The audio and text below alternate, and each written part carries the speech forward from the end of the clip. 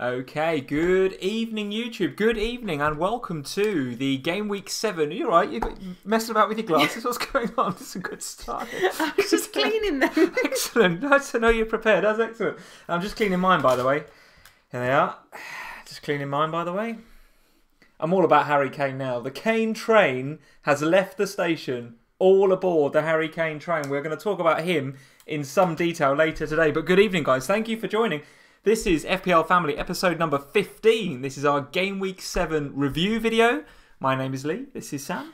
And if you haven't checked us out already on Twitter, on Instagram, at FPL Family, go and head over Facebook. and we haven't talked about the Facebook for a few weeks. How is the Facebook going? Have we put any love into the Facebook community? I try. That's a no then, is it? That's a no.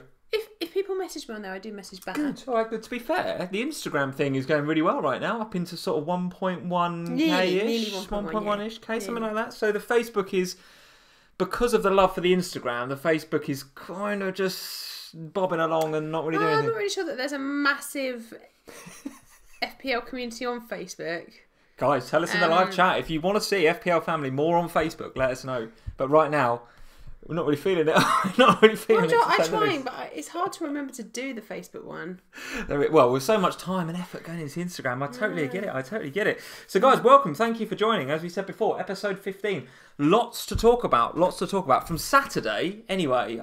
Today, Not Super Sunday. Not so much. I mean, Cardiff versus Burnley.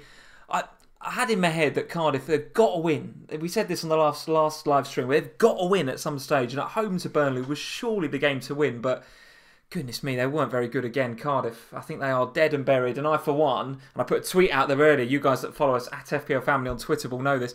I put a tweet out there earlier saying, which are you going to buy this week? Harry Kane or a massive sofa to hide behind? Because Kane against that Cardiff City back line... That's a pretty frightening prospect, guys. A pretty frightening prospect. Is he going up in price tonight? People getting on him ahead of Barcelona and the loads that could happen in midweek. Going up tonight. The Kane train has left the station. You're absolutely right. Just before we go any further, by the way, I just had a quick look, and we're going to talk later on, guys, obviously, league updates, team reviews, league reviews. We're going to find out how the live stream regulars league is doing.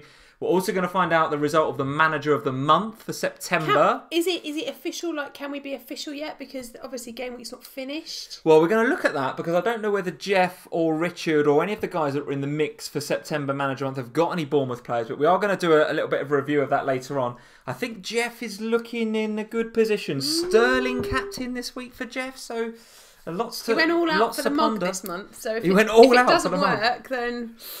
Absolutely, but just a pause for breath on Richard's rank. So, guys, I had a look at Richard Nyquist, and I know he's in tonight. Richard had a look at Richard's rank before we come in. 20th in the world last week, up to 11th at the moment. Now, again, don't know if he's got any Bournemouth players, but this is, guys...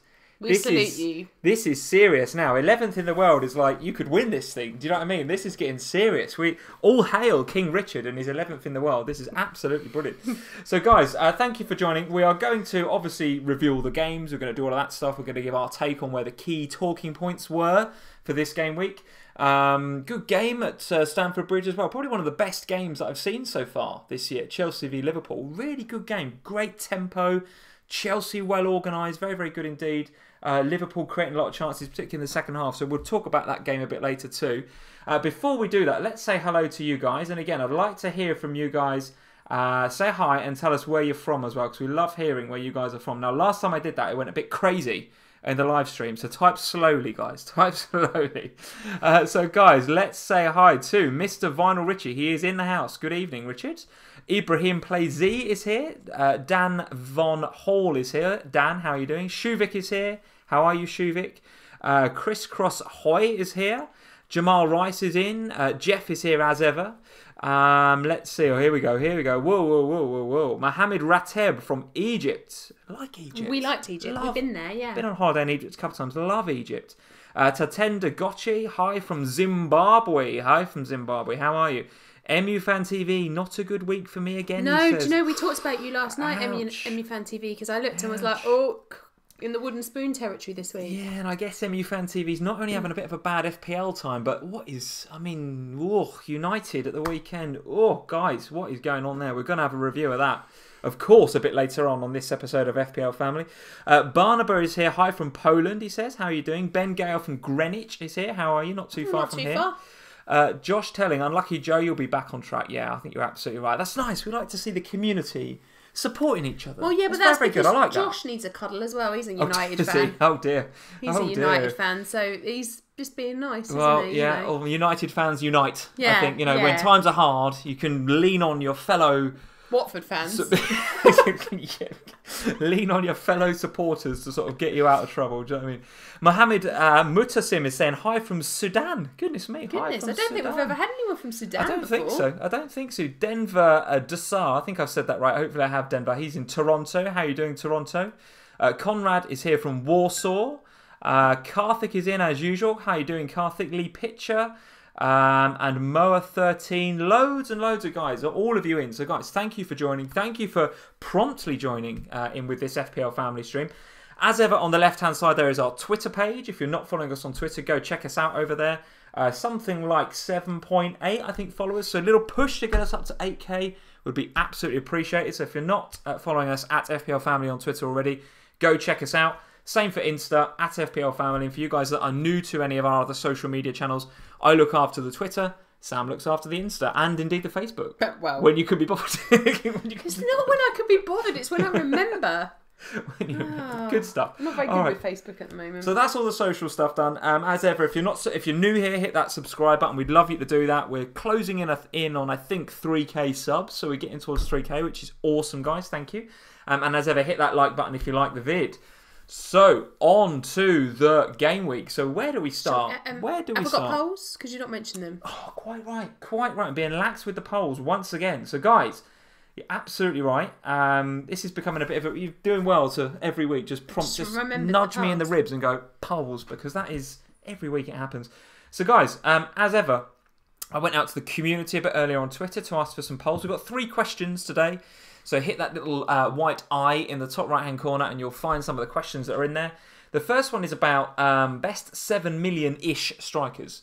So a lot of value and a lot of choice in that bracket right now. So at the beginning of the season, there was a lot of talk about Arnautovic versus Zaha in that 7 bracket. And maybe Tosun was on the periphery of that 7 as well. I think what we're starting to see now is obviously Mitrovic is up there. I think 7, if not rising to 7.1 pretty soon. Wilson is also in and around that bracket at 6.8. Arnautovic, I think, has dropped to 6.9, but is going to be due a rise, I think, any minute because of his performance at the weekend. Tomorrow. Yeah, absolutely. And then you've got Zaha still, I think, at 7, maybe 6.9, I don't know. No, he's 7. 7, okay. But a bit off form, feels a bit off colour at the moment, Zaha. So tell us, guys, who do you think is the best striker in that bracket right now? I think I've got 1 or 2 favourites in that bracket. And for me, Arnautovic is looking really, really good, guys. Although I must admit, Smalling's defending at the weekend left a little bit to be desired, guys. But nevertheless, Arnie and his new mates up top, Yarmolenko and Felipe Anderson, looked very good indeed. They made a mockery of that United backline. A mockery? A mockery of that backline that included Tomine over Bailly. God, pick the bones out of that one. Goodness me. What is going on there? And then the next question is all about Harry Kane. So who drops out for Kane? If you're going to get Kane, which seems very, very popular right now, and as I said at the top of the stream, you've got to do 1 or 2 things, I think. You've got to get him or you've got to buy a pretty big sofa to hide behind next week, because the thought of Cardiff going to Wembley against a reasonably informed Kane right now, despite the midweek game that you guys have got to play against Barcelona. Still feels like a very, very good pick to have, and indeed a very, very good captain choice, because game week 8 is looking bereft of good captain choices, and Kane is absolutely up there as top of the shop, in my opinion. So if you're going to go for him, who drops out? What are you getting, a sofa or Kane? Do you know, I honestly don't know right now. Honestly don't know. One thing's for sure is I'm not making any knee-jerk decisions tonight. I know he's going up in value tonight, but I'm not planning to do anything until I've seen that Barcelona game, because I'm expecting Spurs to have a very, very difficult game against Barcelona. It's going to be very, very high tempo, very high energy, and they're going to be, Spurs could be knackered going into that game week, could be knackered. you never know what the press conferences might say. Poch might say, "You're going to give." What if he comes out and says, "I might give Llorente a bit a few minutes"? Oh, before. for goodness sake, man! Listen, it could happen. Barca's going to be a difficult game. I'm just saying. Yeah, because you can imagine Poch coming out and going, "Oh yeah, well, we've had a tough game in the week, so Kane's going to have a rest, and I'm going to play Llorente." What is wrong with you? He's going to play Llorente, is he? You've got to use the squad around the Champions League. He's not going to play Llorente. I'm just saying. So, if you guys are thinking of getting Kane, who drops out? And you've got some, I think I haven't actually got the options in front of me, but there's all the big hitters, right? Aguero, Salah, Hazard. Now, who are you going to take out for Kane? And then the third and last question in the poll is Sterling in. Now, we're all doing a lot of talking about whether we want Aguero or not. There's a lot of talk about his minutes being managed with this kind of weird heel. I think it's a heel injury that he might have, and he's getting bought off after 60 minutes.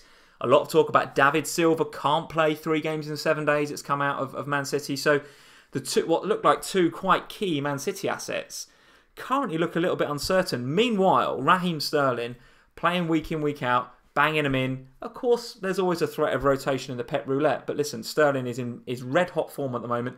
So is there a case for getting rid of Aguero, getting rid of Silva and bringing in Sterling? Even for his money, could be absolutely a case for that. So I want to see that in the polls, guys. Sterling in, yes or no? I think there's another option there that's kind of wait and see. So those are the 3 questions. 7 million-ish strikers. Who drops out for Kane? And Sterling in or out? So hit that little white eye, top right-hand corner. Let us know what you think of those questions, guys. Okay, polls covered. Where would you like to start from all these games? And please, please don't say Cardiff v Burnley. I think we should start with United. Very good. All right, so top of the shop, Saturday lunchtime kickoff, West Ham United 3, Manchester United 1. Before we get to the FPL implications of that game, guys, tell us in the live stream, if you're a United fan, and I know there's a lot of United fans on the live stream, tell us what you make of what is going on at United right now. Give us your view on it, and then tell us a bit about your view on the game too. Well, it's got Mourinho third season syndrome all written all over it. It does a bit, doesn't it? Yeah, it does a bit. It's not making you want to get any Man United players in your team, is it? That's a fact. No, what it did, the opposite actually. It made me want to get a load of West Ham players in my team because I watched them play Man United, and for all of the nonsense that's going on at Man United at the moment, playing Man United is not an easy game. It's not an easy fixture. It was for West Ham at the weekend. I know, but they made it look that their players played so well. I think that it highlighted quite what was going on at United even more so. I'm not sure. I think you're being generous to West Ham. I mean, some of the defending left a lot to be desired. I mean, the Arnautovic third goal. So bear in mind, he's just brought Pogba off, so everyone's wondering what the hell's he doing. Rashford gets what is a very, very clever and very, very good goal actually in the post with that little slinky back heel. Beautiful.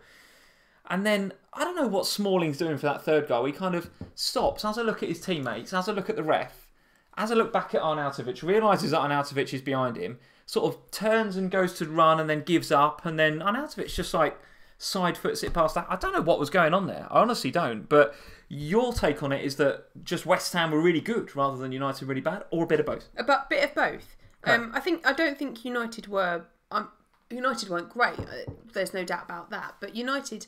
Fundamentally, there's still a number of good players playing in that United team that day, so they shouldn't be a pushover. So my opinion watching it was that actually West Ham looked good because you look, they're still playing against the likes of Pogba and De Gea. It's not like they're playing against Huddersfield or Cardiff or they're playing against decent players. Now, whatever has gone on in that dressing room and whatever's happened with Mourinho, that Man United team is not in a good place. They're not playing for each other. They're not... I just don't know what it is. I mean, why is Sanchez sitting on the bench? I don't get it. I don't understand what's happening. No goals since whenever. But he can't score a goal on the bench, can he? He's got a case for dropping him though, isn't he? Surely. But he can't score off the bench. Yeah. He's on the bench. He's not, I think Mourinho came out and said this in his... money on people. He came out and said this in his post-match, didn't he? He said, for months people have been calling for Martial to start. Well... I started Martial and nothing really happened. So you can. Well, that's true. It's a weird one. It is odd, but I do agree with you on West Ham, and we've said this on a couple of live streams recently that they are getting their act together. They've found a system that works, and they really are working that system with the three in the middle. Noble, Obiang and Rice look very, very good. I've waxed lyrical about Rice before, so I'm not going to go there again today, but they look pretty good. Thoughts on the three up front then, because I think that's if we're going to go for FPL points, despite Zabaleta actually having a bit of a stormer. Yeah, but how often Zabaleta can have a stormer? Well, yes, indeed. But I mean, he did play very, very well indeed. Absolutely. But the front three, Yarmolenko, Felipe Anderson, Arnautovic, all in the FPL points. Are you thinking about bringing one of these guys in, two of these guys in? I'm tempted, yeah. So depending upon my... So, of course, I'm getting on the Kane train. So my entry plan for Kane is still a bit up in the air at the moment. I haven't yet finalised what I'm doing. One of my routes into Kane allows me to have Arnie. Another route into Kane will probably mean I get Yarmolenko. Okay. What's the price difference between the two? Well, it's more the positional difference because Yarmolenko's a midfielder and Arnie's a striker. So depending on how I manoeuvre the rest of my team to get Kane will depend upon which one it goes. Now, for me, watching that game the other day, I thought Arnie looked good. I thought Yarmolenko looked really good. But from an FPL point of view, Arnie, he's always going to be in and around the goal mouth. He's always going to be in and around the action. He's the talisman, isn't he, right? He is. And I think he's probably going to get, over the course of the season, he's going to get more of the FPL points than Yarmolenko will. On penalties as well, on Arnautovic? Yeah. I think so, yeah. Than Yarmolenko is. But I'm tempted on Yarmolenko. I really like him. Bit of a fortunate goal there at the weekend. Oh, sure, for sure. But pass the eye test for you. Well, he didn't score, did he? He got the assist, but Felipe Anderson with the goal. Well, it was Yarmolenko. I think Yarmolenko kind of got it. He shot. It come off of Lindelof's knee. It's gone down and as an own goal, hasn't it? Yeah, for sure. Yeah. So I think, I mean, it was fortunate, but I just thought he looked good. I thought he for me watching him, he looked like he was playing really well for West Ham. I like Felipe Anderson as well. I don't know. Arnie seems just the safe, comfortable pick. He does. Yeah. He does, absolutely. And I think, like you said earlier, he'll get another prize. He'll go back up to 7 at some point over the course of this week. I just wish all these people wouldn't make their transfers on Saturday night. Like, the game week's not finished and we've got a Champions League in the week. Arnie's not going to play Champions League though, is he? But no, I take your point, it's going to affect my decision if with you've got Kane. if something else happens in the Champions League that you've got to fix, then so my corrections, and we can talk about this a bit more later, but it's either going to be Salah or Aguero that goes. Well, they're both potentially going to play Champions League. Well, what happens if I pick the wrong one and then they get injured? Like, sure. So it's very difficult. But I do fancy a West Ham player, and I think by game week 8 there will be one in my team. And I think you're right to point out. So game week 8 is obviously next game week, and then going forward, the fixtures look pretty good. So there's Brighton, Spurs, Leicester, Burnley, Huddersfield, and then I think if we skip forward a couple, it doesn't look too bad again for them. So, okay, there's a Man City game in there, but Newcastle. So the fixtures look pretty good, I think, in the sort of medium to longer term for West Ham. So if you're thinking about having I was going to say a punt. It's not a punt to bring in Arnautovic, is it? Let's face it. I mean, even pre-season we're bigging the guy up. I don't think it's a punt to bring in any West Ham players at the moment. I think it would have been in game weeks 1, 2, 3 or 4. But West Ham have found they found a bit of momentum now. They found a bit of camaraderie and a bit of like knowing how they play. And we said it pre-season, when you sign that many players in a window, you need some time to bed in, and that's what's happened at West Ham, is that they've had a poor start to the season because they've not had the time to get their players clicking and working together and knowing where each other is and how each other plays. Well, 4 game weeks in, and we start to see an improvement. Now we're 7 game weeks in, and we're seeing a dramatic improvement. And indeed, those he's signings are coming good for them. So yeah, for me, West Ham looking like, with a nice run of fixtures coming up, they're looking like you should have a West Ham asset. It's telling, really, isn't it, that we come out of this game week and we review this game, and all of our FPL attention is on the Hammers and not on Man United. Absolutely. That is telling. That says everything you need to know about that game, I think. And in all honesty, I think until something dramatic changes at Man United, now whatever that may be, probably a new manager, I won't be looking at Man United assets because I just don't trust them. Okay. They were saying something on the TV that it was like, Same, Mourinho's got the same points this season as Moyes had in his first 7 games. Sure, yeah, sure. So you think, well, the end was nigh for Moyes when that happened. So, okay, all right. Let's see what you guys are saying in the live chat about that, because I know we've got quite a lot of United fans in. I'd be interested to know if we've got any Hammers fans in, by the way, and what your thoughts are on your turnaround. Hammers really turning the corner recently. Let's see. There was a thing here. So FPL Mechanic, how you doing, FPL Mechanic? West Ham have played the top 6 sides. He's spot on there. They had a very difficult start to the season, West Ham. Yeah. So even though we're sitting here saying, well, they're a bit slow off the mark, well, mainly because they had some really difficult fixtures. Yeah. Now the fixtures are looking a bit better. They found a system that works. Happy days. I think it's all goodness. Yeah. It's all goodness. Yeah. Arnie is injury prone, though, Rocha was saying. Marco Lira, he's injury prone. He is, but when he's fit, there's not many better than him. I think he really looks the business. And the good thing about Arnie, right, even if he does get injured, there's a number of other players in that bracket that you could trade him for. So for the weeks that are coming up, it might be worth a punt. All right. It's not really a punt, is it? It's not a punt at all, I don't think. Rasta Fried Rice. Aguero's already gone, he says. Bought in Arnautovic. You see, Rasta Fried Rice is one of these. He's one of these guys. He's one of these Saturday night transfer guys that You're causing me stress. that cause all this stress. Rasta Fried Rice. There's loads of football to go this week, mate, and you're doing those early transfers. Goodness gracious me. Jim36061. West Ham have great fixtures soon. You're absolutely right. Yeah, they do. Moa13. Man United players are playing Mourinho out, so he thinks that there's some conspiracy there to get rid of Mourinho. Well, they're deliberately playing badly. It's not. I don't know why you're laughing at that. Stranger things have happened. I'm laughing because it's ridiculous, really, isn't it? And Peter Gray is saying Arnie's a must for me in a couple of weeks, absolutely. And Vinyl Richie saying 7 million forwards and a big midfield. I mean, give us your very, very quick thoughts on that as a strategy. So all this talk of Aguero and his injury, etc., etc.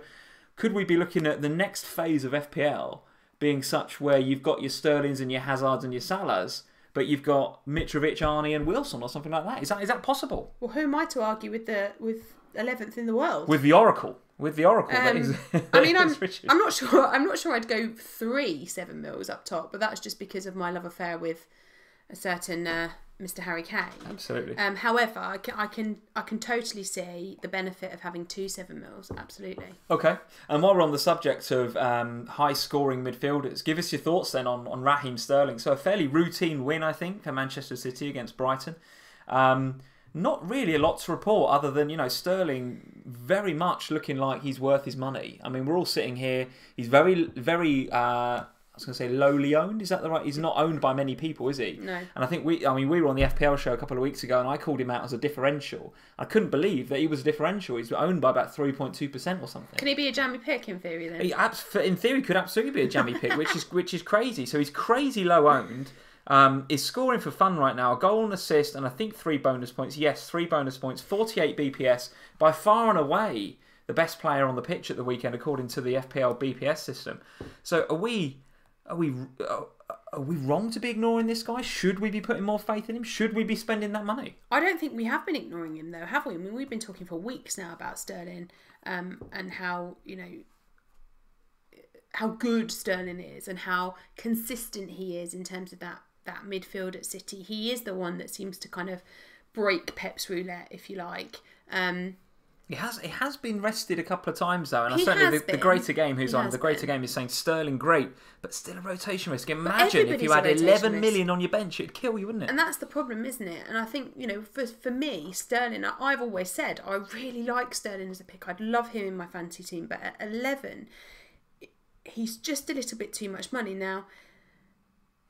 What you said before is right. If you're talking about not having Aguero, then potentially yes, I think Sterling is the best route probably into that City attacking, into the attacking aspects there.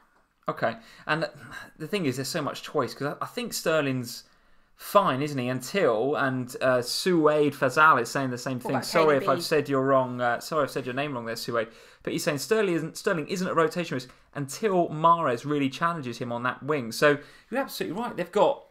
How much was Mahrez? He was the thick end of 50, 60, 70 million, wasn't he, or something? So they got that sort of player sitting on the bench that can't get a game in this City side. It's quite incredible. So there is, particularly around the Champions League, and we've said before, you've got to look out for that now that they need to win those games. Yeah. there is a risk that Sterling gets benched. There's no doubt about it. And I think that's what's putting people off, right? And the other thing is that, in game week 8, Sterling's playing against Liverpool. Well, that's a tough game to score goals in, Liverpool. It is. Oh, for sure. Yeah. So I think where my head is with Sterling at the moment, I think he is a good pick. But I'm in this Champions League rotation stage, particularly when, much like us, City need to win on Tuesday evening because they lost in their opening Champions League game. And then they've got a very tough fixture against Liverpool coming up at the weekend. It doesn't feel like now is the best time to be investing in that much money in Sterling. Yeah, indeed. And at some stage, and I think he's been pictured back in training, maybe he's in light training, Mr. Kevin De Bruyne is coming back, right? So he's had a couple of nice little price drops. I actually don't know where he is price-wise right now, but he's probably 0.2 or 0.3 less than he was at the start of the season. So for sure, he's going to be on the radar again, as well as yet another Manchester City asset, albeit a pretty nailed-on one, right? There was never much threat of rotation for KDB, which is always a good thing.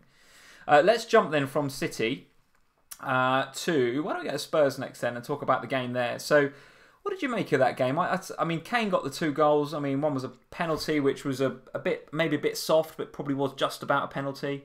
Your goalkeeper, this third choice goalkeeper, Gazaniga for Spurs. I don't know if Lloris is out for much longer, but he looks like a really, really good pick. Again, had a very good game, some smart saves.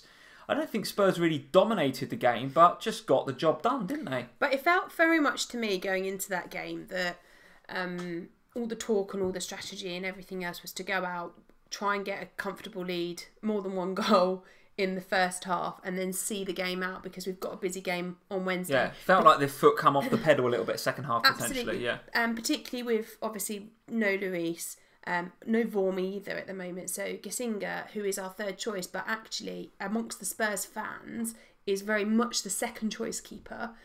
He's preferred to Vormi in the stands. Right, okay. In the stands. Okay. Because of the kind of saves you saw him pulling off over the last couple of games. So, there's no understudy of keeper. There's Eriksen out.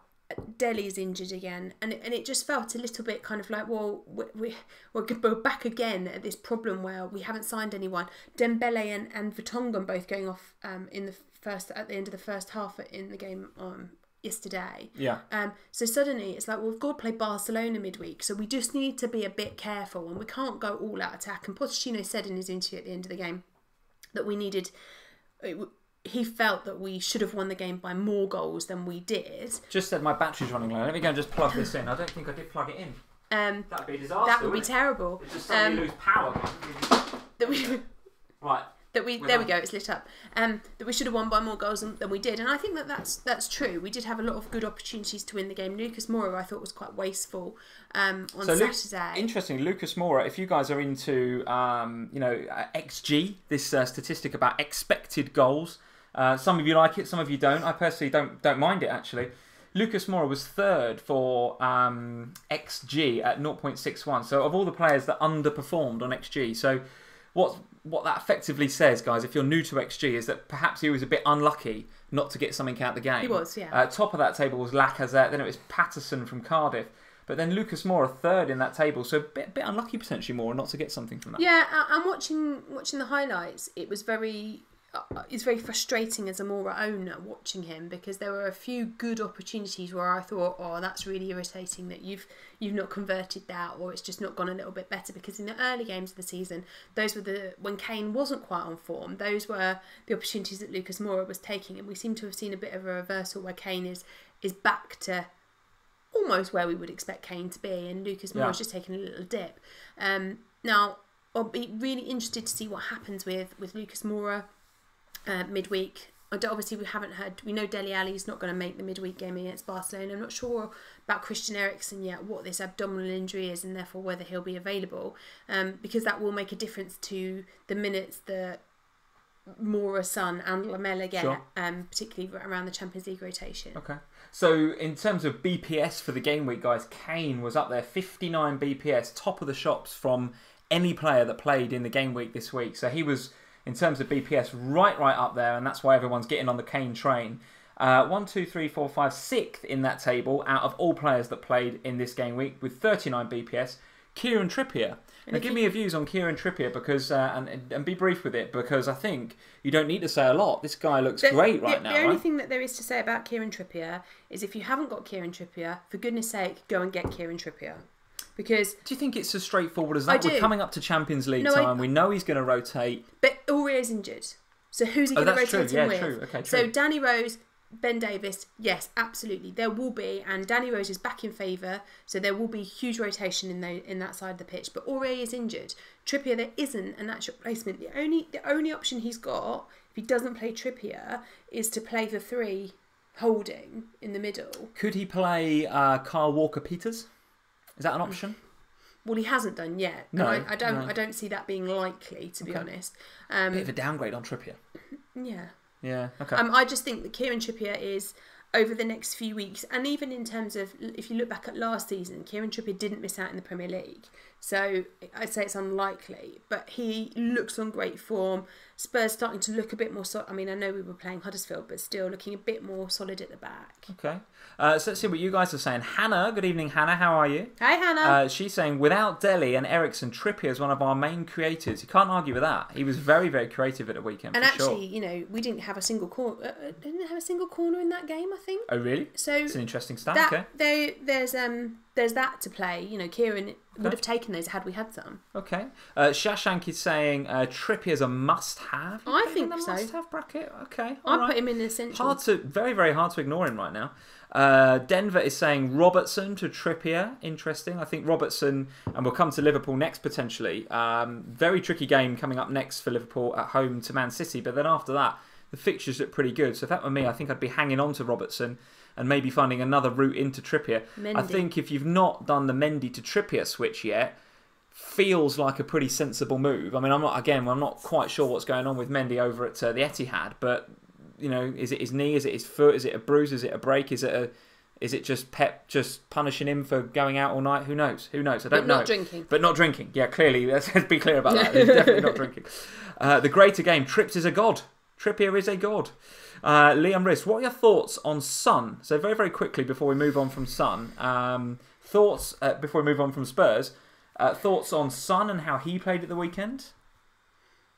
I thought he played well. Son is the sort of player that is going to play. I think it's quite tough in the Spurs midfield. It has been up until kind of this game week, really, because obviously with Lamela and Son and Moura, who are all players that weren't really playing, Son was, but Moura and Lamela weren't really playing last season, so there's a lot more competition there now. And then obviously you've got Dele Alli and Ericsson being injured at the moment, which means that we're probably going to see those 3 more regularly. I think you're probably right. I think you're probably right. Now, I think Lamela will be used as a sub. I suspect we'll see Moura and Son playing, and then Lamela taking over from one of them as tiredness kind of very good comes in. Very but yeah, good. Son Okay. I think is a good pick. All right. Nathan Champness in the live chat is saying genuine chaos if Kane gets injured against Barca. I think you're right, because there's a lot of early transfers there. I'll cry. A lot of early transfers. Jatin Gidwani is saying Captain Trippier for next game week. I guess he's saying, goodness me, all right. A lot of people in the live chat saying, what is your Kane plan, Sam? Because right now, I'm not sure whether I'm getting Kane or not, so I haven't really formulated much of a plan. It sounds like you are very keen to have him in for next game week. So let's just move ahead in time, because normally we would reserve this sort of chat for our game week preview video in a few days' time. But let's skip forward, and because the guys are asking, what is your Kane plan, or initial thoughts on a Kane plan? No, I've got 2 solid plans. It's just which one I action. So Okay. I will either be keeping Aguero and having Kane by losing Salah. So Salah is the sacrifice. Is it a salary sacrifice? Oh, God, sorry. So in that, sorry, that's terrible. If that happens, then it will be Salah will go for Maddison, and Kane will come in for Deeney. Salah for Maddison is a nice swap anyway, because Maddison's looking pretty good. Yeah. But yeah. Okay. In the other option, Aguero will go. I'll keep Salah based upon the fixtures coming up, and Kane will come in for Aguero, and I'll have Arnautovic rather than Deeney. Yeah, you see, this is the is thing, why isn't it's it? tough. This is the thing, but you can actually have a pretty decent Kane plan, whichever way you slice it. Because if you want to bring one of your, if you've got to lose a big hitter probably, and if you want to lose a big hitter from the front, there's a really nice pick in Arnautovic sitting there. And if you want to lose a big hitter from the middle, there's a really nice pick in Maddison or Richarlison sitting there. So. Yeah.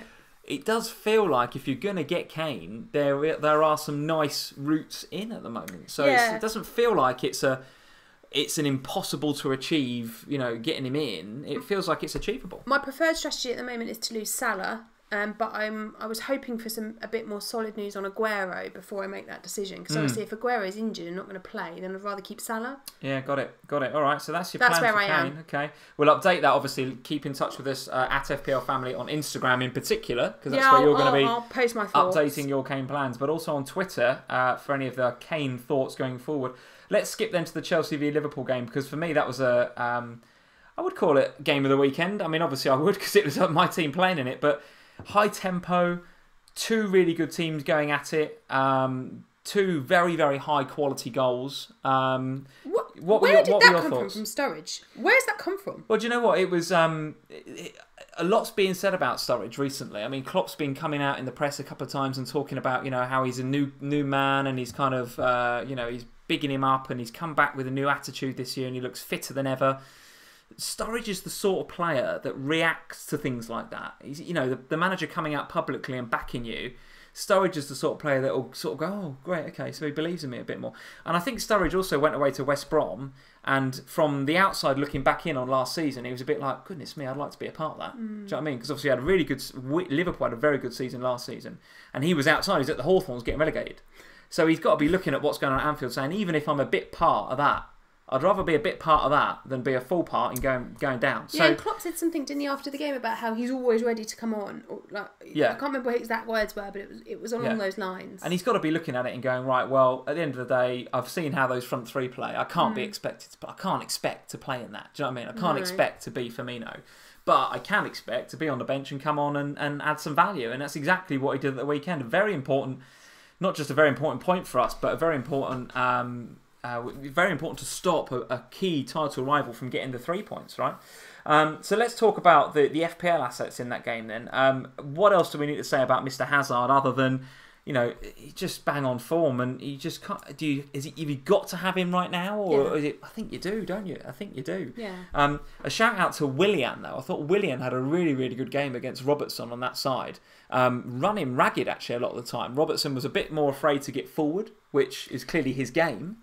And I thought Willian played very, very well. Giroud as well is almost like he's a scapegoat, isn't he, Giroud? Because he's doesn't get a lot of big chances, but he's the one that holds it up for all the other guys to play with, right? Yeah, absolutely.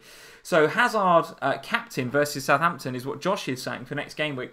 I think if you're not going to have Kane in your team, Hazard captain next game week looks like the next best option to me, unless you're going to go rogue and go Trippier or Moore or somebody else from Spurs. Go rogue.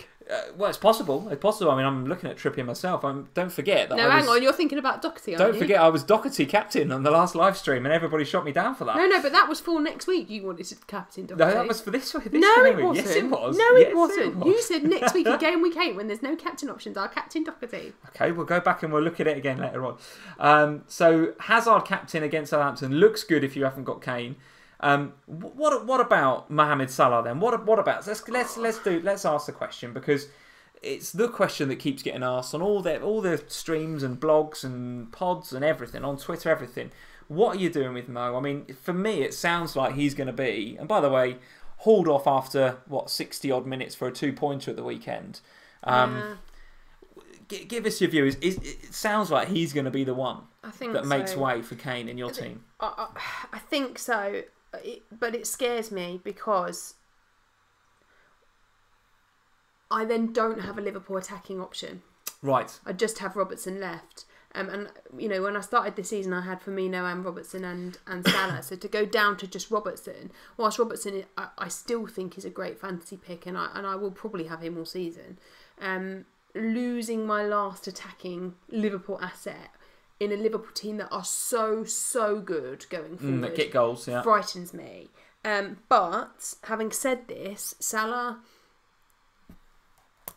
I don't know. You see, I don't know whether it's to do with our expectations of Salah on the basis of last season, because actually the data and the statistics aren't massively different. Or well, you've hit the nail on the head in my opinion. So the Greater Game is just saying he's in the live chat saying Salah is great, but he's priced on last year's form, and but he's not showing last year's form. So I think what he's saying, and what I've said for a couple of weeks, is that there is no doubt that he's a good pick. There is no doubt that you'll captain him at home to Cardiff or at home to anybody. There's no doubt he will get FPL points, but he's 13 million. If he was 10, if he was the same as Mane, if he was 11 even, and he was the same as Sterling, everyone would probably have him. But 13 million, he takes up such a big part of your budget.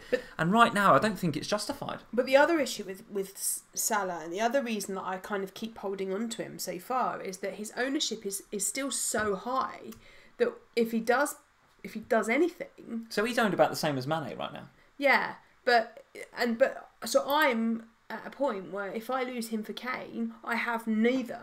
So in terms of my rank, I get it. As soon as Liverpool score a goal, it's likely to have come, some part of it is likely to have come from one or the other of them. What happens to my rank? Yeah. It's just...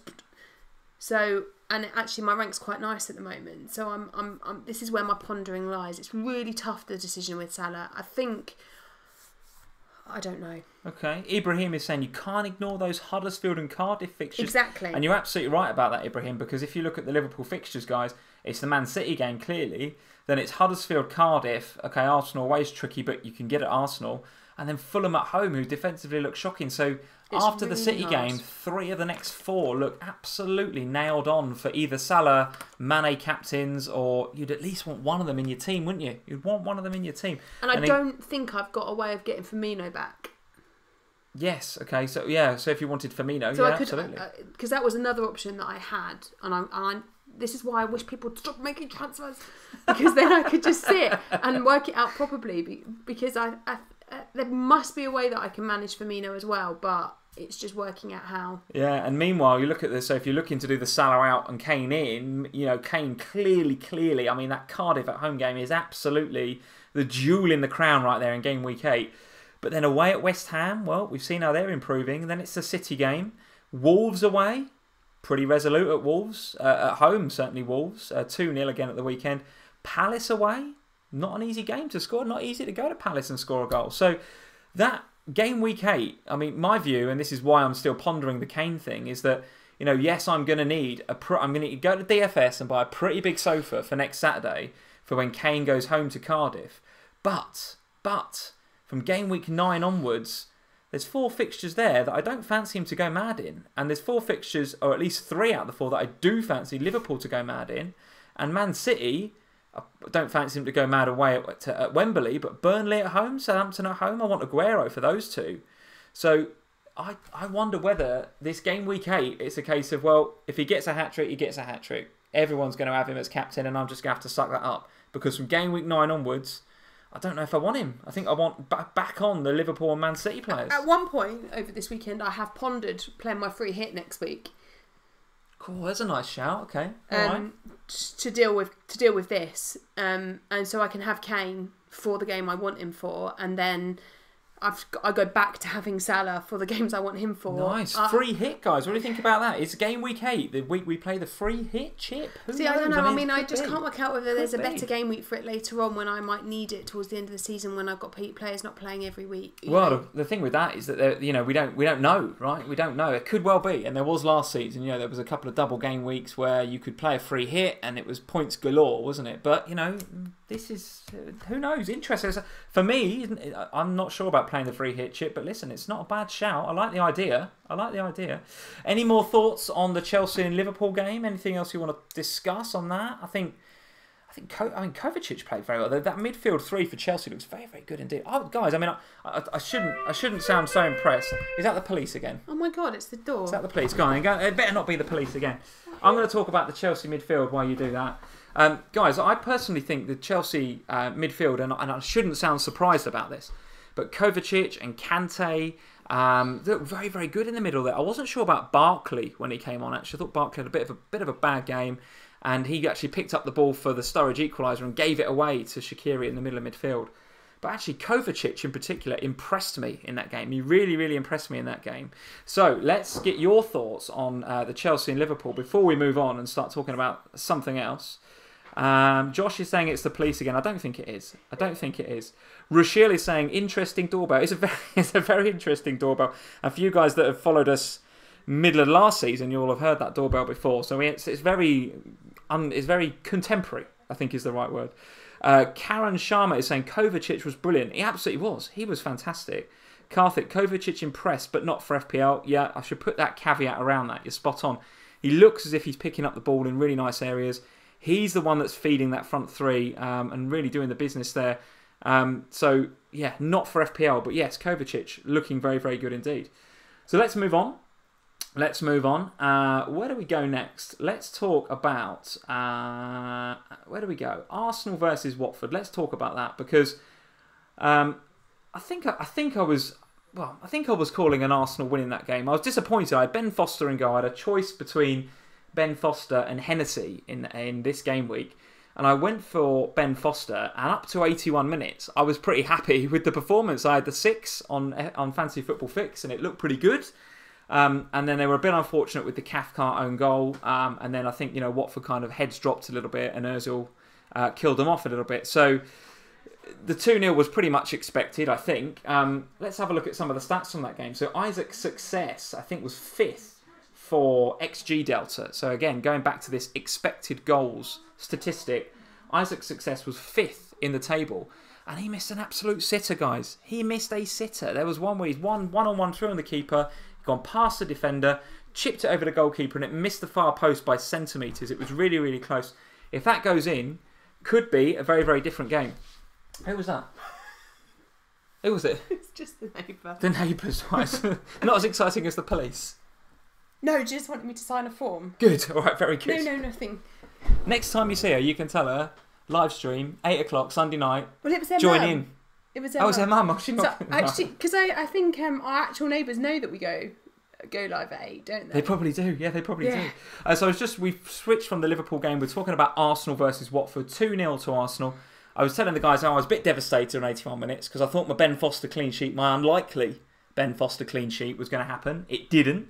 And I was also telling the guys about Isaac's successes miss and given the fact that he was 5th in XG for the game week. So Watford consider themselves a bit unlucky in that game, or did Arsenal's kind of class and fitness show through in the end? What did you make of that game? Did you see the highlights? No, I didn't see the highlights of this one. Sorry, Joe. Just didn't watch it. I had a bit of a strop, didn't I? Because I was waking up from Match of the Day and Spurs were later and later down the bill. I was like, that's it, I'm going to bed. I'll catch it up in the morning, and then I missed this one. I don't know. I think so. From what I've read about the game, I think Watford can consider themselves to be a bit unlucky, yeah. Another assist for Lacazette. So again, here we are, same time, every week, talking about how good Lacazette is and how he gets the points, blah, blah, blah. You just can't fit him in though, can you? I mean, or do we need to find space for him now? I don't know. Maybe I just free hit every week. We're kind of waiting for Lacazette to get a hat-trick, aren't we? I mean, he's at some stage going to rock up and get a hat-trick, and then everyone's going to go, God, goodness me, why do we not get him in then? See, I think if I had a Aubameyang, and a lot of people still do have a Aubameyang, I would swap to Lacazette because it would free up a load of money. They're virtually doing similar sorts of things, aren't they, in terms of points scored? I mean, I know that Aubameyang didn't get anything this week, but they're of a similar ilk. So I can understand why people switch from Mane to Salah, or Salah to Mane rather. I think if I had Aubameyang, I would go to Lacazette because it would give you a bit more money to spend in the rest of your team, and probably over the course of the season give you similar returns in FPL in terms of FPL points. Okay, and a quick shout out to you guys that are saying about the Arsenal goalkeeper situation. So I think Czech pulled a hamstring, so that frees up the opportunity for Leno to come in. They're signing from the summer. Didn't look too bad when he came in. A couple of solid-ish punches on the ball. Looked reasonable. Looked okay. It's in my draft. I think he's... Oh, is he really? Yeah. Okay. So I think he's... I think he's 4'8" in the game, maybe 4'9". What I will say is that I don't think Czech's hamstring injury is too bad. So we need to look out for that. If you want to get in onto the Arsenal back line and invest in Leno, then it's a short-term investment, in my opinion. Unless he does well, right? Well, this is it. I mean, keep an eye on it because they've got Fulham, Leicester, Palace, Liverpool, and Wolves. So the fixtures don't look too bad. 4 of the next 5 don't look too bad. There is a if you want a wild card, potentially having a little short-term punt on Leno, and if he impresses, then yeah, maybe he keeps checking out the team. I don't know. But listen, I mean, at 4.8, there are other options. There's a plethora of 4.5 keepers that look very, very good indeed. What else do we want to say about that game? Watford's fixtures, I think, look pretty good going forward. Bournemouth, Wolves, Huddersfield, Newcastle, Southampton. Are you keeping Troy Deeney? Blank for this game. He picked up a yellow card, which is kind of classic Deeney. But to be honest, I'm a bit annoyed about Deeney because I feel like ever since I've had Deeney, it's always been Gray that's done something for Watford. I'm not sure. I'm not sure about Deeney. I think if he's probably, to be honest, he's probably a casualty of Kane. Okay. Because I don't think I can quite afford for Ings to be the casualty of Kane. Okay. All right. He created 4 chances, Deeney, actually at the Gameweek, which was second highest, joint with Firmino and Redmond from Southampton, only bettered by Sigurdsson and Maddison. So actually, Deeney was pretty creative in that Watford team, which is a new trait to his game. Actually, he's normally the blunderbuss up front that's like banging him in, isn't he? But he seems to be creating for Gray. I think you're right. Actually, he's creating for Gray a lot more now. So I personally would be holding up my Watford assets if I got them. I'm pretty happy to have Foster, given that these fixtures coming up look pretty good for them, and they were pretty resilient against Arsenal for a good 81 minutes. So I'm kind of happy to stick there, to be honest with you. Another defence that looks particularly resolute right now is the Wolves defence. Now, we've been bigging up Wolves for a little while on here, and in the Twitter community, they're getting a lot of love because they're very much settled into the Premier League, and they are looking very, very good right now. An assist for Doherty, again, another 12-pointer, so he is hero of the week, in my opinion. And he assisted a goal for Johnny on the other side. So the fullbacks, the wing-backs, doing the business for Wolves. So what's your thoughts? Are you on Jimenez yet? Because you were quite keen to get on him, weren't you, last game? I'm still keen. But this is the problem, I'm keen on everyone at the moment. So it's a bit of an issue. So I'm on Bennett from Wolves, basically for funding purposes. That's why I had Bennett over Johnny and Doherty. Sure. Is there a case for doubling up at the back? Because I will say the highest BPS scoring goalkeeper of the game week with 34 was Rui Patricio, who had a very, very good game indeed. So is there a case for getting Patricio and Doherty, or Patricio and Johnny, or Patricio and Bennett? I mean, Patricio and Bennett, that's what, 9.6? That's great value, isn't it? Great value, those two. Yeah, I mean, Bennett. So the difficulty for me at the moment is that Bennett, I'm always a little bit disappointed in. It's just a ridiculous thing to say, isn't it? He's got me a clean sheet. 6 points. 4.1, what do you want? What do you want? I know, but I'm a little bit, it's a bit annoying because I've got on one side of him an assist and on the other side of him a goal. But you've got to pay a little bit more for those. Now, if I do the transfers that I'm talking about, I can afford, over the next couple of weeks, I wouldn't do them all at once, of course, but I could afford, because I'd have about 6.6 in the bank, so I could upgrade one of them. Or I could look to sort out my second keeper issue, because obviously at the moment I've got just Edison, sure. And then Speroni, who never plays, and there are some times that I don't really want Edison, as in game week 8 when they're playing Liverpool, or game week 10 I think it is when they're playing Spurs, or it might be game week 9 actually, but whichever one it is. You wouldn't necessarily want to play Edison there, so having a keeper like Patricio, I think, is a really good bet. Yeah, Wolves absolutely. looking really, really good. Absolutely. Getting a lot of love in the live stream chat as well. Robert Fletcher, thanks for joining, Robert. He's saying sign Patricio. Quite simple, and it's a bit from his perspective, quite simple. Rushil is saying, I tripled up on Wolves' defence. Patricio, Bennett and Doherty. Gave me 28 points, Rushil. That is absolute move, that is. That is an absolute move. Nassim, thanks for joining, Nassim. Johnny and Doherty double up for home matches. Yeah, it's looking like great value, isn't it? Looking like absolutely great value. They're really, really solid, Wolves. Karen Sharma, Patricio and Doherty were good. Marco Leary, I love Jimenez. Yeah, I really like Jimenez too. Yeah, he looks good. He's doesn't look that natural a goal scorer to me, but he does hold up the play really well, as a few of you guys are saying in the live chat. Very, very good. Seb Wilkins says, I went to the game and looked very good. So I think he's just saying Wolves in general look pretty good. Looked pretty good. Jimenez ticking over the points every week, so you can't knock it for that price. Absolutely, yeah, absolutely. Wolves were good again yesterday. Seb is saying Shuvik, Doherty. Yeah, who they got next? Let's have a look at their fixtures. Quite right. Let's have a look at the horizon for Wolves. Palace away, which I actually think is a tricky game. Watford at home, which is I think okay. Brighton away, and then Spurs and then Arsenal. So it's towards the more difficult end. There's no doubt about it. So I don't think that I'd want to be doubling up on Wolves defenders with that run, but I'd be happy to have one for sure. And if that one was Doherty that was producing the attacking points, I'm even happier, I think. You see, that Palace game is interesting, isn't it? Because Palace are good defensively, but aren't. It could just be bonus points for Wan-Bissaka and Doherty in that game, couldn't it? Patricio. I think Palace are a different proposition away from home. I think at Selhurst they're good. Away from home they're not quite so good, and Wolves at home are pretty good. But actually that's Wolves away at Palace, isn't it? Selhurst, isn't it? So interesting. Would you play your Wolves defender away, or would you play Wan-Bissaka? I think I'd play Wan-Bissaka actually in that game. I would. Wan-Bissaka's the most benched outfield player this game week, isn't he? I'm not surprised. Yeah, I'm not surprised. Well, we've still got to play, so who knows? It could be another 9 from Wan-Bissaka. Goodness me, let's hope not. Did you play him? No. I've got 2 to come, and they're both Bournemouth, so we're gonna cover those in a minute. I don't think we're running rapidly out of time. I think we've covered most of the games that we want to cover. A quick shout for Maddison then in the Leicester game, again amongst the points and assists. Maguire was a beast of a game. A beast of a game, didn't he? But Vardy again with a penalty. But for me, the value in that side is looking like Maddison. He's ticking the points over. Kind of reminds me, and you guys will probably laugh at this, but it kind of reminds me of Christian Eriksen a little bit. He's kind of ticking the points over. He's got the potential to be explosive and get maybe a goal and assist like Eriksen has. Yeah. Maybe not Eriksen of this season, but Eriksen of old, definitely. But ticks the assists over. And when you're on set pieces and corners and free kicks, you are going to tick over the odd assist, aren't you? It's fair enough. So he's also on penalties when Vardy's not on the pitch. So listen, I'm starting to, I'm starting to come round to Maddison. I'm very much thinking of Maddison in my team at the moment. Quick flicker at the Leicester fixtures. Let's have a quick look at Leicester going forward then. Looking pretty good. Everton, Arsenal, West Ham, Cardiff, Burnley.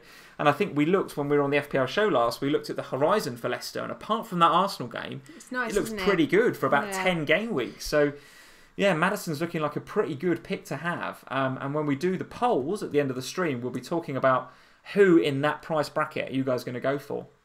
Not much to say about Newcastle other than avoid right now. 2 points, I think. Third bottom. Not looking good for Rafa's men. I don't think the fixtures look great initially. So it's Man United, which might not be too bad.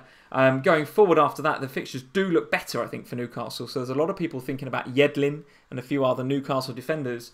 Right now, my opinion is I'm not going there right now. Until I see a bit of form from Newcastle, I'm not going to go there. I think that's right. The last game, Everton 3, Fulham 0, a game in which we thought we were going to get a lot of goals from both sides. In the end, it was FPL royalty Gylfi Sigurdsson that popped up with not just a penalty miss, but also 2 goals. Tosun got off the mark for the season. Walcott with an assist, and actually a good assist from Bernard, who I thought was pretty good when he came on. Disappointing not to get anything for Richarlison, although I'm not panicking too much. I think he looked good against Arsenal, looked okay, I think, in this game. So, at 6'5", 6'6", I'm kind of reasonably happy-ish to be sticking with him. Leicester away next, Crystal Palace at home after that, United and Brighton. So at least 2/3 of the next 4. I'm pretty happy to have Richarlison, and I do think that he's a talent, and he will come good. So I'm kind of happy to be holding him for now. So there you go. That's the fixtures. That is the fixtures, guys. And before we do the polls, let's have a look at the teams, and let's have a look at the scores from the week. So I'm going to do a quick refresh. And guys, while we're doing this, tell us what your score for the week was. Tell us where you are in terms of game week rank and overall rank. So I'm at 59 so far this game week, which is a game week rank of 844, which is okay. I'm kind of happy to take that. Gone up from about 370, I think it was, to about 259. So that's a nice little jump. Defenders doing the business as ever. So Trippier, thanks to you telling me to bring him in last week. He's done the business. Doherty, of course, hero of the hour. Hazard on 10 is very, very good. And obviously Aguero, captain at 16. Disappointing not to get anything out of... I mean, Foster was 9 minutes away from a clean sheet, which is a bit disappointing. Silva to only get 3 in that Man City game was a bit disappointing too. But as per last week, it feels like my game week is going to hinge on whether the Bournemouth boys can do the business for me at home to Palace. Now, I'm looking at Palace recently and actually they got back-to-back clean sheets. But I think they were against Huddersfield and Newcastle, so hardly teams that are prolific right now. Outside of that, they haven't looked... I mean, I think the game before that, Hennessy got 8 because he saved a penalty. But away from home, like I said before, haven't looked quite as assured as they do at Selhurst. So I'm backing my boys Wilson and Fraser to do something for me tomorrow night. So 59, guys. 59 with 2 to play is solid. I'm okay with that. It's not too bad. It's not too bad. Let's have a look at your team. Do you want to play a game of Snap? What do you mean? Well, you'll see in a minute. Oh, 50. Okay, 59. Very good. All right, so 59. So, would you believe a game week rank of 844,241, exactly the same as me. Overall rank 64k, very, very good up indeed. By 20k. Up by 20k, which when you're up into the top 100k, it's hard to make big chunks out of your overall rank. So, to knock 20k off is very, very good indeed. Let's, well, you talk us through it. Talk through how your team got on. Yeah, generally speaking, fine. Fraser still to come. Yeah, Deeney's my frustration at the moment. I'm really frustrated by him. Wasn't really expecting anything from Ings, so that's fine. Salah, what to do about Salah? I can see this being a bit of a dilemma for you as the week goes on. It is. It's a real pondering. Alonso is a bit frustrating because we were, about 2 minutes away from 4 extra points from him. Sure. But yeah, I mean, it's fine. I went into this game week expecting actually to have a terrible week because I had a lot of players playing each other. So it was basically like, well, just throw them up in the air and see what comes down, and we'll hold transfer for a week and we'll fix the problems afterwards. Absolutely. A few of the guys on here saying Deeney out for Jimenez. Sam, Fast and Bournemouth is saying. What do you think of that? Yeah.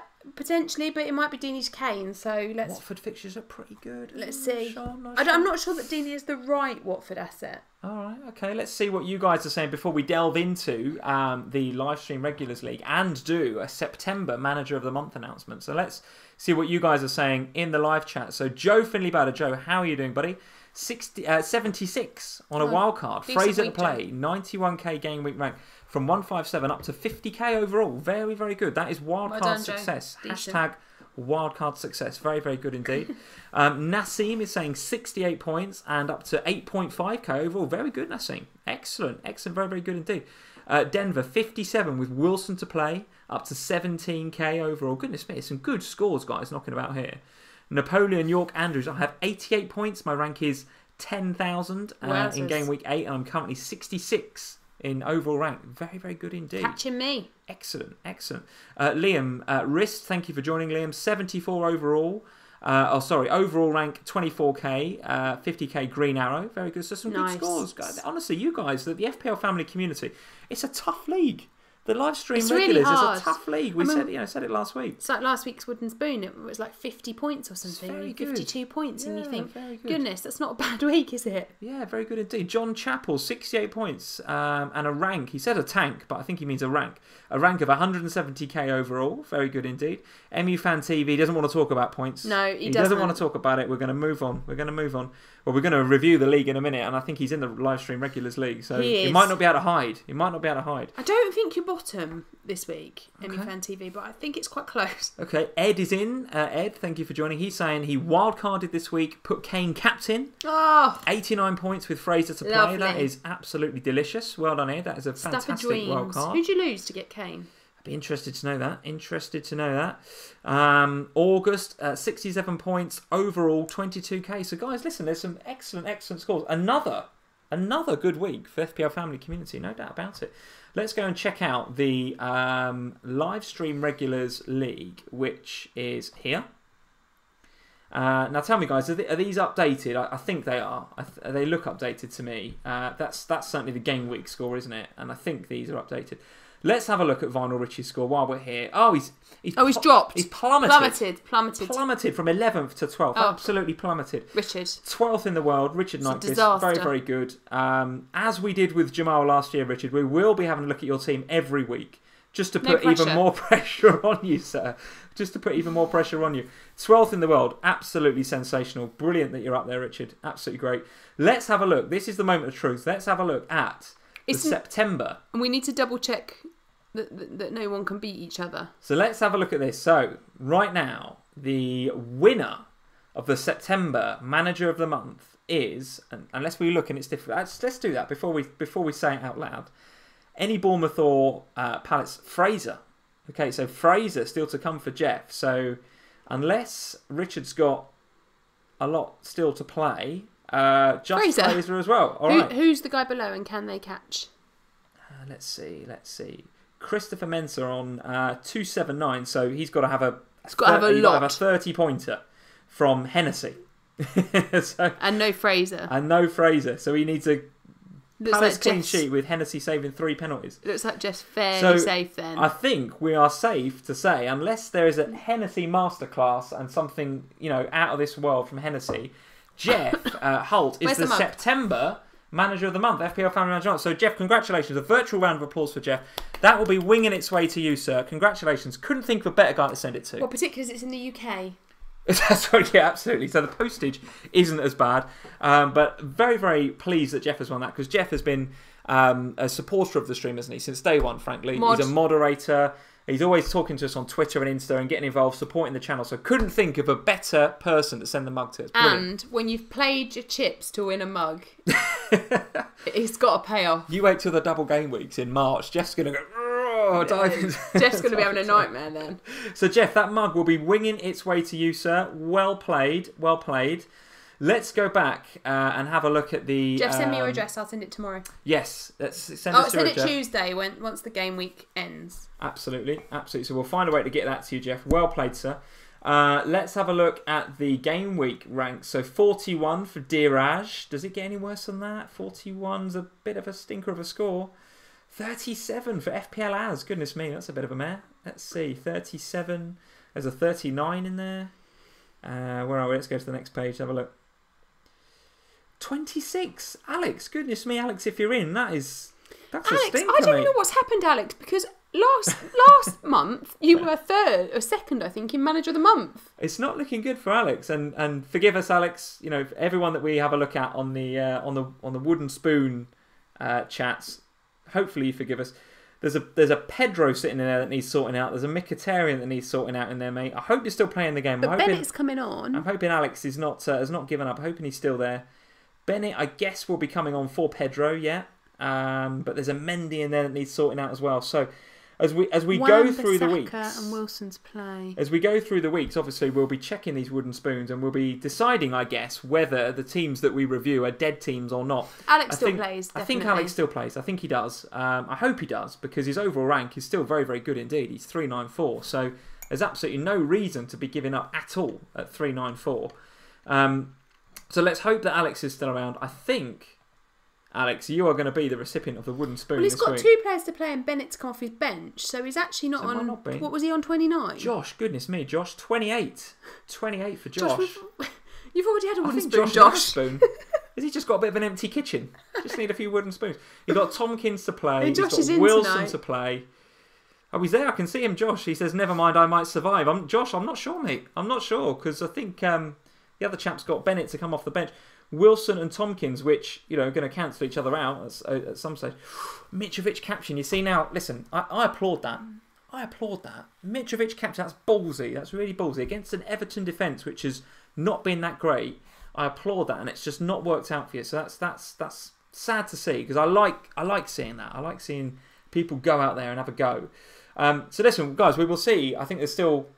The wooden spoon is TBC, isn't it, I think? We will announce TBC. The wooden spoon after the game tomorrow, I guess. But it looks like it's going to be either Alex or Josh. So we will see. Follow us on Twitter at FPL Family and on Instagram at FPL Family.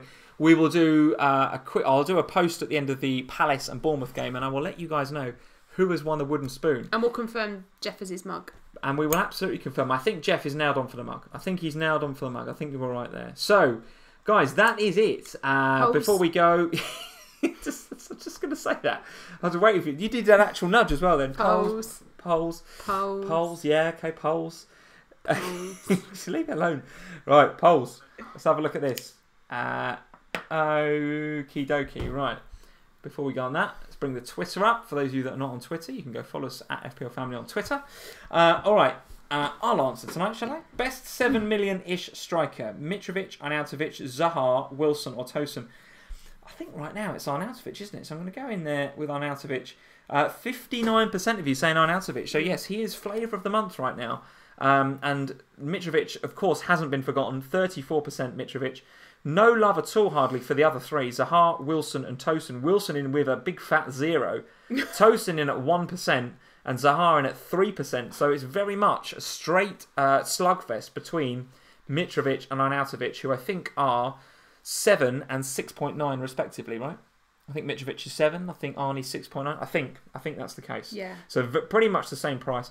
Who drops out for Harry Kane? If you're going to get Harry Kane for that plum fixture at home to Cardiff and you're not going to buy a massive sofa like me for next game week, who drops out? Salah, Aguero, Hazard, Lukaku, or I'm not getting Kane? Well, for me, I'm going to put not getting Kane.